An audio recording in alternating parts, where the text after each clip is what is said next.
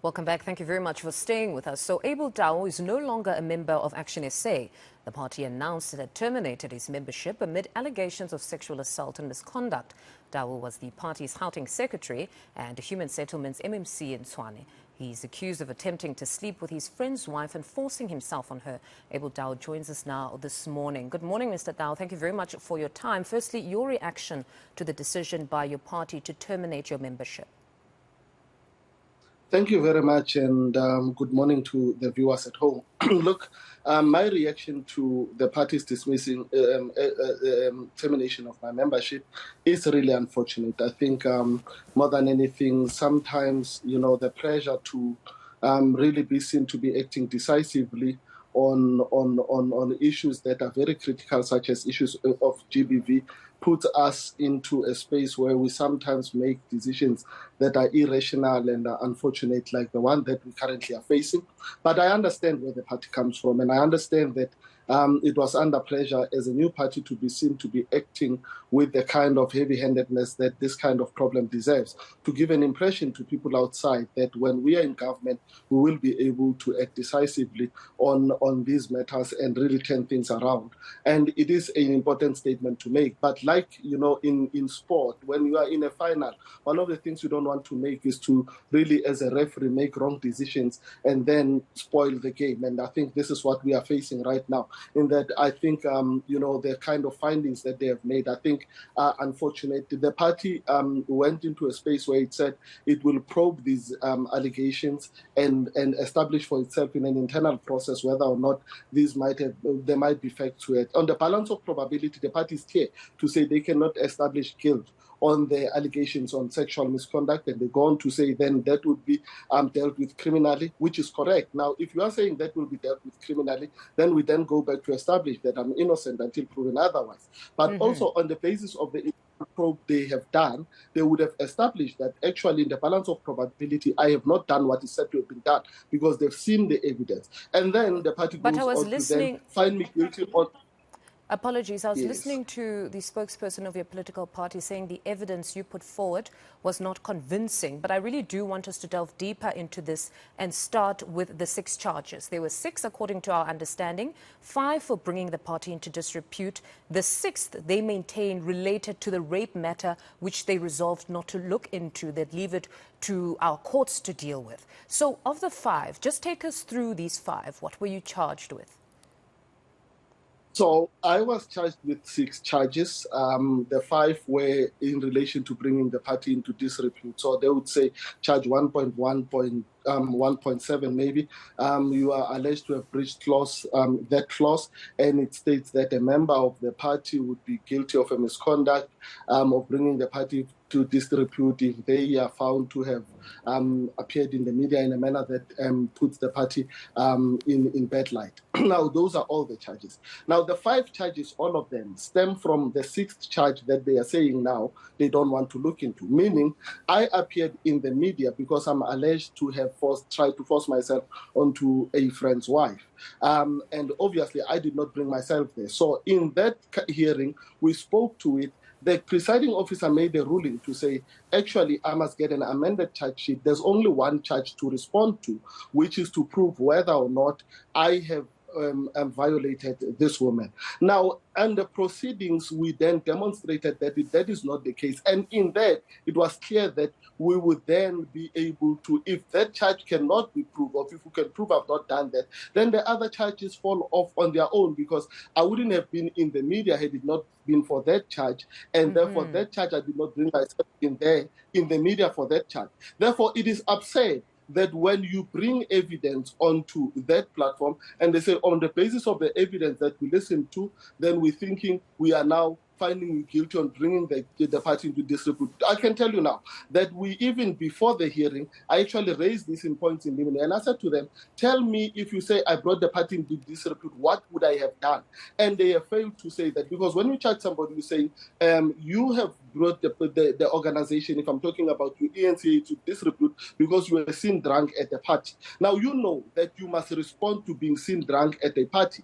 That is what you must respond to. And in this case, they said, if you respond to the main charge, then if we can't prove the main charge, then all other charges fall off. But in this case, they have themselves satisfied themselves that in the balance of probability, I may have not done what they said I would have. Therefore, they will await the criminal case. Therefore, it goes without saying. Then the other charge is false until we are able to then resolve that. Now, in this case, they then say, no, but actually now we think as a leader, because one of the charges, charge 1, I'm told that I'm found guilty because I should have reasonably had an understanding that I should not allow someone in my bedroom. Now, that for me is crazy upset. That's not what we were there for, to say I brought somebody into my bedroom, then I ended up in the news. I was there to say the person who came into my bedroom claims that I allegedly tried to force myself on her. And that is what we need to deal with. Now, in this case, in the interest of playing to the gallery, really, ActionSA decided to say, no, let's show a strong-handedness, and then we'll do this. I can tell you now, I mean, there was no investigation into this, because had they gone into, when you charge, just about investigate, the process itself, where it starts, they would have been able to hear from me, and I would have given them the evidence that I presented in the hearing. But that was not the case. But be that as it may, we went through the processes, and really there were a number of flaws. I mean, the newspaper article, I respected this process, and I never went to talk to the media, even under heavy pressure, to state my side. The newspaper article that happened on Sunday, the president came out to comment. I mean, that would have said that there's a lot of pressure now on you. Apologies. But when that article came out, one would assume it wouldn't have formed part of the charges because you were suspended before that article. But when we hear of more women coming out accusing you of sexual assault, one would think the party then would really need to act. Yes, I do agree, but also the party then owes it to me to really investigate, because these are faceless people. There are allegations of faceless people, nameless people. I mean, anyone who's been politically assassinated, you can name anyone and say there are people, there's somebody. I mean, I was talking to one lady who is said to have been mentioned. She actually called me because I avoided your former political party colleague, yes. One of your former colleagues from ActionSA. Yes, she says this is madness. I don't believe they brought me into this. This has never happened. We've had this incident. It was probed by the chief whip of council about in 2020 when there were still those lies and being trying to be assassinated in this way. But it is unfortunate that the party then decide to listen to these matters and not even come to me and give me a chance to state my side and say, no, actually, this is what happened. This is person X that is alleged to have had an abortion. Go and talk to them so that you are able to then get to the bottom of this. And it can only mean one thing, that from the pressure that they have created, because somewhere it is alleged that I said I'm going back to work, and the president is quoted as saying, who said I'm going to work? Then creating a situation where now I must be fired at all costs, which is just unfortunate. And but he said you were making it difficult. Apologies, but he said you were making it difficult for yourself. Perhaps you can clarify for us. Did you return to the office while you were still on your special leave or suspended and get to the office and tell staff that you'll be returning after your exams and Dipope dance when you return? I have not, and that is the question that would have been prudent to ask.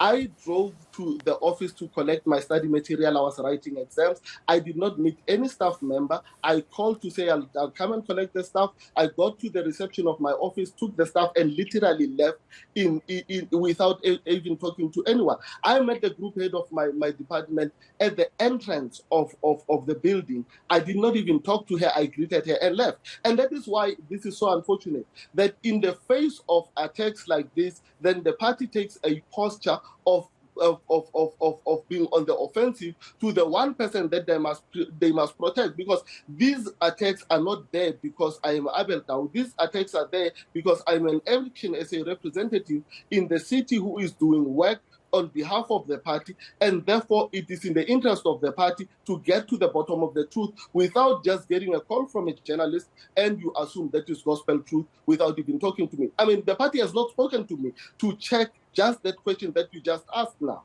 And then the car? Did you instruct a driver to come and fetch a family friend of yours and drive them to the airport while you were still suspended? No, I have not. And that is what I have said. Those are all lies. Just like the lie on me going to the office and talking to the staff, the lie around the car, it's a lie. I mean, these people who are being quoted as having given rise to this, to say they are there, they called me and said, we are sorry, we saw these things on the media, and we don't know where these things come from. These things are lies, pure lies. I mean, the kind of women, so-called women, apparently these people were supposed to testify as well at the hearing and never showed up. I mean, that is how much of these lies are being peddled. And unfortunately, this is the basis on which the party is saying, then they find me guilty. They find me guilty from some lies that are peddled in their papers, and I was not asked to respond to those lies. And that's what I said. I said, if the party wanted to probe me on my conduct, then that should be the charges to say, we want you to come and answer for your conduct on one, that you have impregnated somebody and they had to abort. Number two, that there's a party member somewhere who says you wanted sex favors for them to be on the list. And I'll tell them that no, but I was responsible for the Joburg list. You know, it's simple answers that are there that they should have just a simple probe into this would have done the trick. A picking up of the phone and saying, what is really happening? And I cannot help but believe that there is more at play here than all of this that we are seeing, because we have had incidences of people being reported for sexual misconduct, serious issues where a councillor in Johannesburg right now, in the city council, there was a formal complaint laid, and the chairperson of the Ethics and Disciplinary Committee was asked not to probe that matter and not have a disciplinary inquiry on it. So we cannot sit here and say ActionSA has zero tolerance on GBV and sexual misconduct, because that has happened. Here in Tshwane, there was a lady who reported the former regional chairperson for sexual misconduct, and she was rewarded with a job in a political office to silence it. Now, you don't get to that point, and these are issues that we have raised. I have volunteered to step aside from office and take special leave so that we can probe these matters, because I want to give law. We are a party of the rule of law. I want to give the law a chance so that we are able to get to the bottom of this. And when we have, I will demonstrate that you go as a man, you do have recourse, you go after the people who falsely accuse you. So what is the form of recourse now? Because, apologies for interjecting yet again. So what is the form of recourse now? They have terminated your membership. Where to from here? Look, from here, I am definitely going to court. I think it is not good for my reputation as well as for my standing. I am a father. I have a 21-year-old daughter who I want to fight that they live in a country where they are not going to be violated as a woman. I take issues of GBV very seriously. I have been a very, very, very staunch supporter of the fight against GBV, and therefore I cannot allow a situation where I am left with a cloud like this hanging over me. I want to state it on record that the party has not found me guilty of sexual misconduct, that they live to the court, but they are talking issues of conduct, which was not what I'm tried for. So I've instructed my lawyers to go to the North Gauteng High Court, and then we will meet in court. I will challenge this. I need to obviously be cleared, and then we can then talk. If the party then wants to talk about my conduct, let's have a conversation around my conduct. I will prove as well that I have been an upstanding man who, with absolute pride, can stand before society and say, look at me and look at my conduct. I live a life that I can be proud to say you can see me as a role model and as an example for how you live. I have been married for 23 years with one wife. I have raised all my kids myself. I believe I'm one of the best fathers this country has, and many people can attest to that.